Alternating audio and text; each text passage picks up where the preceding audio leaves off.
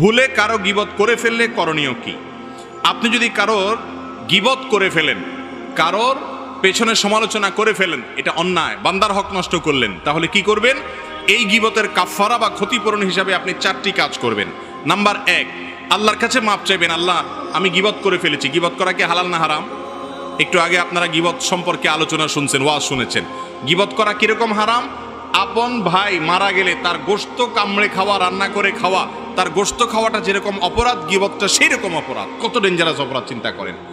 এইরকম অপরাধ আপনি করে ফেলেছেন, এটা যখনই আপনি আঁচ করবেন যে আমি এত গীবত করে ফেলেছি, সাথে সাথে আল্লাহর কাছে 1 নম্বর কাজ হলো মাপ চাইবেন। কি চাইবেন? মাপ চাইবেন যে আল্লাহ আপনি আমাকে মাফ করে দেন। 1 নাম্বার 2, যেই ব্যক্তির গীবত করেছেন, পরিচিত হলে, জানাশোনা হলে, যদি তার কাছে মাপ চাওয়ার সুযোগ থাকে, তাইলে যা বলবেন যে ভাই তোমার গীবত করে ফেলছি, তুমি আমাকে মাফ করে দাও। আর যদি মাপ চাইতে গেলে বরং আরো ভেজাল বাড়ে, বলে যে কি সর্বনাশ, কি গীবত করছো আমার বলো। এরপরে যদি সে শোনার পরে আরো উল্টা আপনার উপরে চড়াও হয়, সম্পর্ক নষ্ট হওয়ার ভয় থাকে, তাহলে দরকার নাই তার কাছে মাপ চাওয়ার। তাহলে সেক্ষেত্রে 3 নম্বর কাজ করবেন। সেটা কি? সেটা হলো তার জন্য আল্লাহর কাছে মাপ চাইবেন।